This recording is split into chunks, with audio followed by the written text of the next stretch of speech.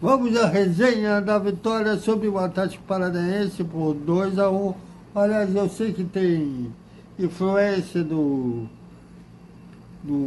time lá do Paraná, né, do Atlético, ou Patético Paranaense, como preferir.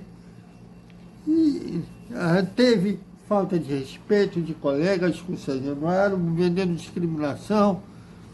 Teve influência que é torcedor do Atlético Paranaense, que sequer mora no Paraná. Um cara nasceu, passou a vida toda em São Paulo, mas de ser torcedor do Atlético, vendendo falta de respeito com o Vasco. E olha, eu vi esse pessoal todo nervosinho. E teve um colega do Amazon Prime aí, que eu acho que ele não acompanha o Campeonato Brasileiro.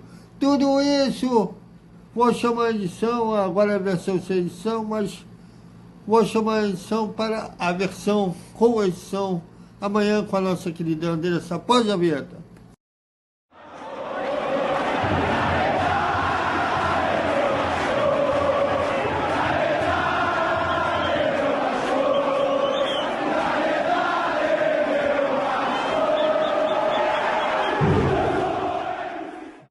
Salve, salve, galera do Vascão! Boa noite ou bom dia para todo mundo, dependendo da hora que você vê esse vídeo. E o Vasco novamente venceu segunda, quinta venceu o mesmo adversário por 2-1 de virada, ambos de virada. E a gente pode dividir o Vasco no primeiro tempo, o Vasco desligado. E nisso o Atlético Paranaense não fez nada demais. E saiu, foi para o intervalo com a vitória parcial, porque a defesa do Vasco tem um problema muito grave. Ela simplesmente recebe aquele aluno que sabe a resposta correta, mas não tem atenção, acaba errando por bobeira. É a defesa do Vasco. Eles simplesmente se desligam do jogo.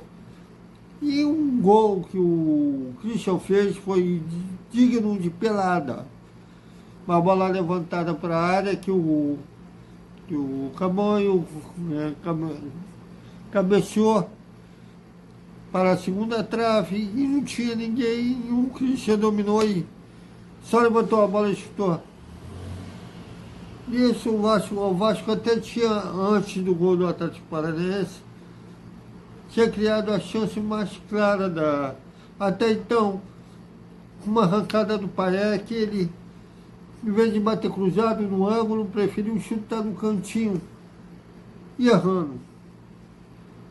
Mas era um jogo que pouca coisa realmente acontecia até o time paranaense abrir o placar.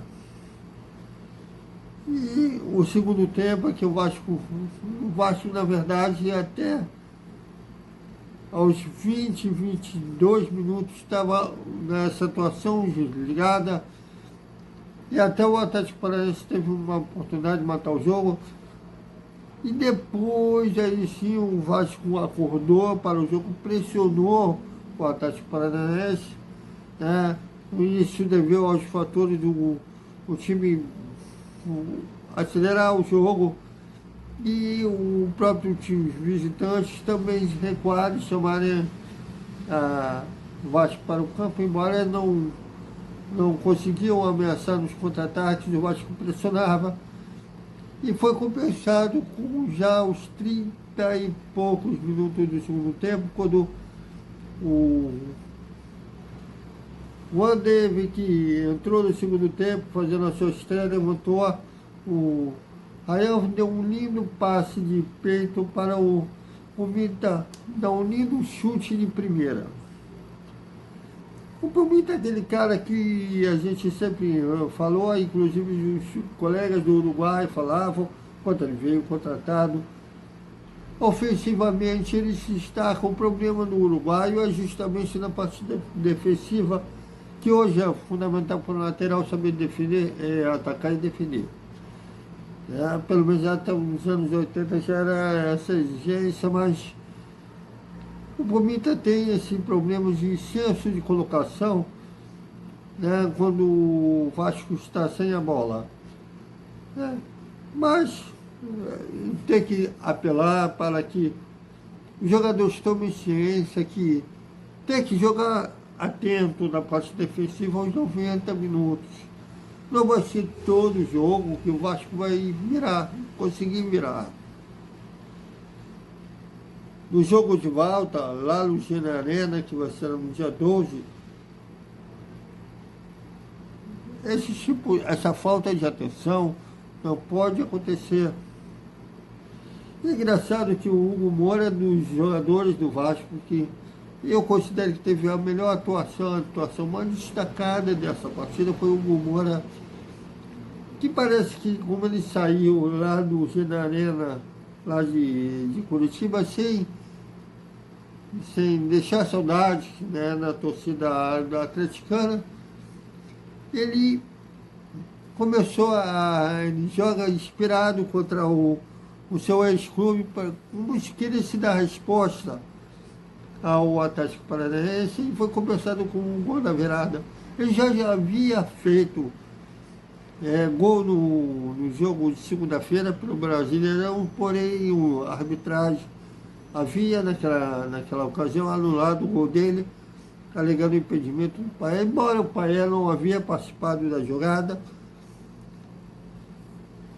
E o Vasco precisa bater nessa tecla de ter atenção desde o princípio, principalmente no meio campo para trás, porque vai ter partida que se sair atrás do placar pode ser fatal. Mas é preciso exaltar essa virada, né, na atuação psicológica da equipe. Inclusive foi minha pergunta em entrevista coletiva, porque antes, a gente pode lembrar do 6-1, que o Vasco saiu atrás do placar, levou gol, se desesperou. Os 4-0 contra o Curitiba e o Criciúma, levou gol, o primeiro gol se desesperou. E agora não, o time mantenha calma, consegue virar as partidas. Essa virada é fundamental para esse arranque que o Vasco está tendo no Campeonato Brasileiro. Agora, infelizmente, tudo indica que não vai vir forte para a zaga, para o meio de campo precisava de volante, alguém para encaixar, ter uma regularidade maior para encaixar o Hugo Moura, porque o Matheus Carvalho, ele alterna, tem jogo que ele encaixa perfeitamente com a característica dele, com o jogo do Hugo Moura, encaixa perfeitamente. Tem jogo que eles parece que toda hora estão jogando juntos pela primeira vez. E aí no segundo tempo que o Vasco passou a intensificar a sua pressão nas laterais, jogando de forma mais ágil, e foi compensado com esses 2 gols da vitória, que se tivesse tido um pouquinho de mais calma, sobretudo no primeiro tempo, podia ter vencido por 2 gols de diferença, né, uns 3-1. E é importante exaltar também, porque eu vejo muita gente na internet criticando o Paé. A torcida é uma coisa que eu era do tempo que quanto jogador de qualidade maior fosse, melhor. E parece que tem um grupinho, que é a minoria da torcida do Vasco, vamos dizer assim, que como o Coutinho fez, está criando alguma coisa para a disposição para ela. É uma coisa mirabolante que falam até que ele tem números bons, bons não sensacionais de assistências, bons números de participação em gols, o chamado pré-assistência, que tem torcedor que eu acho que se ligou pela primeira vez que existe pré-assistência. Então, esses caras, o Giovanni era um gênio, um rei da estatística da pré-assistência. Até tem um lance, para dar um exemplo, contra o América, não lembro de que ano era o Carioca, ele deu um lançamento bem longo para o Roberto, que eu acho que se fosse jogador de hoje em dia, nem acreditariam na jogada. Ele correu, cruzou e o Romário fez um gol de cabeça, que não nem era para assistência. E tem alguns que simplesmente torcem o nariz. Em relação ao pai, eu acho que eles querem coisa mirabolante, como o Renato Aragão no filme Os Trapalhões na Terra Pelada, que o Renato Aragão bateu um escanteio e ele mesmo cabeceou. Que é difícil entender esse tipo de crítica ao francês.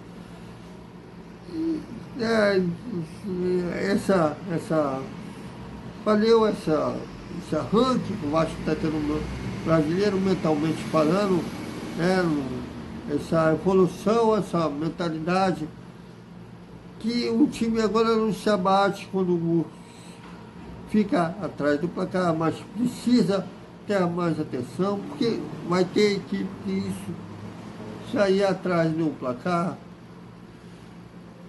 vai ser bem complicado. E, aliás, tem esse influencer, qualquer do canal Fala Cap, que eles chamam o time do Vasco de fraco, embora o Vasco venceu 2 vezes de virada no time dele de fraco. Eu acho até legal ele continuar falando isso, que serve de combustível para o jogo de volta. Os jogadores estarem lá inspirados para o jogo de volta. E esse episódio do jogo teve umas cenas lamentáveis, decepcionados por colegas lá de Curitiba. Eu não falo só da dificuldade que eu tive de colegas responderem para fazer a chamada do adversário, né, no caso do Atlético Paranaense, nem falo disso, mas teve colegas que venderam preconceito de São Januário. Quando a polícia chegou a São Januário, que tem que ter, né, para a segurança dos próprios torcedores, chegou qualquer fala, Camarão, não sei o que, uma lá de Curitiba, vendendo preconceito mesmo de São Januário, como se fosse um território super perigoso. Já abaixo, o coleguinha dela de Curitiba teve falado que a Zona Norte deixa, sabe, é uma coisa lamentável esse tipo de preconceito, que na hora que terminou o jogo, até falei, será que a preconceituosa, o que ela está fazendo? Deve estar chorando. Porque, porra, odeio preconceito. Eu já passei por isso, eu sei como é, inclusive de parente de segundo grau, que até hoje tem gosto de relembrar. Eu sei como que é, e é engraçado que tem comunicador que vende preconceito, isso é bem triste. E eu fiquei sabendo também de um colega que o jogo foi transmitido pelo Amazon streaming, Amazon Prime, só por lá, e o cara falou que o Vasco estava brigando contra o rebaixamento. Eu sei quem é esse cara, esse André, e eu não estou passando pano nele, muito pelo contrário, era uma coisa de evitaria passar esse mico que ele passou, se ele simplesmente tivesse visto a tabela do brasileiro, e o Vasco está em 8º colocado, inclusive na frente do Atlético Paranaense. o Paranaense. Mas, né, eu tentando explicar que tem colegas vindos de São Paulo, no dia de hoje, bem antes de eu ser jornalista,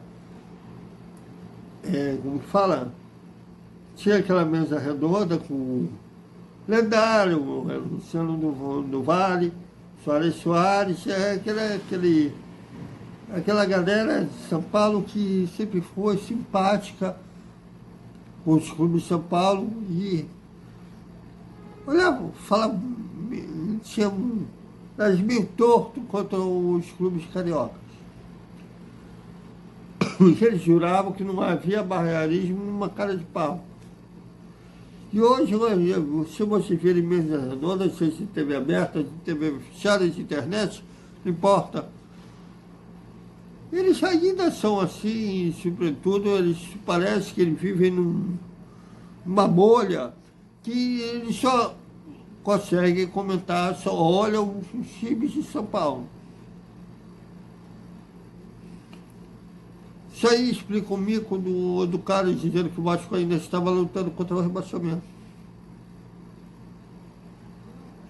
Eu lembro que no ano passado, antes do Vasco contratar o Paulo Henrique, o Pumita era titular da lateral direita, e um coleguinha da SPN de São Paulo, após o jogo contra o Flamengo, que o Vasco venceu com o gol do Pumita, que o uruguaio, aquele gol podia ser ele podia ganhar a titularidade depois daquele gol. Mostrava ali que ele não acompanhava o time. Mas o pessoal de São Paulo assim, só acompanha o time lá, a maioria são assim. São poucos, como o Paulo Vinícius Coelho, que não é assim, mas a maioria, infelizmente, já aconteceu esse tipo de erro. Bom, mas valeu a vitória vascaína e atenção, né? Agora vai pegar o Vitória da Bahia em Salvador pelo Brasileiro.